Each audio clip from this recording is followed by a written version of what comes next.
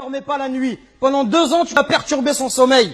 Quand tes parents, à 4 heures du matin, ils sont levés pour aller travailler, pour t'acheter des vêtements.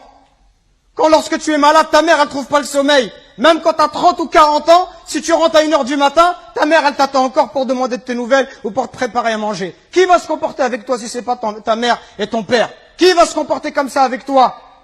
Et nous, on est gentils avec nos copains.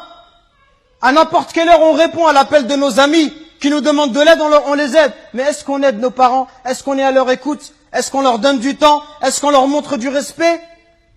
Les anciens, ils disaient, Zayd al-Abidin, le petit-fils de Ali ibn Abi Talib, il disait, on lui disait, toi, t'es quelqu'un de très bon avec tes parents, pourquoi tu manges jamais avec ta mère? Il dit, parce que j'ai peur, si ma mère, elle voit dans l'assiette quelque chose qu'elle a envie de prendre, et si je le prends avant elle, j'ai peur qu'Allah, il compte cela comme de la désobéissance. Et il disait, rien d'étonnant à cela. Il disait, ceux qui ont vécu avant nous, ils considéraient comme un manque de respect envers les parents que d'habiter au premier étage et que de laisser habiter les parents au rez-de-chaussée. Regardez jusqu'où ça allait. Allahu Akbar.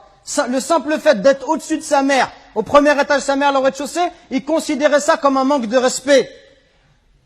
Et d'autres chez les Sahaba, ils disaient, quand il y avait un scorpion qui est rentré dans un trou, il a mis sa main et il s'est fait piquer. On lui dit, pourquoi tu mets ta main alors qu'il y a un scorpion? Il dit, parce que j'ai peur que ce scorpion il sorte et qu'il ne pique ma mère. Regardez le respect. Et regardez aujourd'hui l'attitude des enfants envers les parents. Regardez ne serait-ce que le regard, les yeux. Wallahi mes frères, si nos parents ils invoquent contre nous, wallahi c'est pour nous le malheur dans la vie d'ici-bas et dans celle de l'au-delà. Allah Azza wa Jal, par l'intermédiaire du prophète alayhi salatu wassalam, il nous dit qu'Allah il a interdit le paradis. Interdit le paradis à celui qui désobéit à ses parents.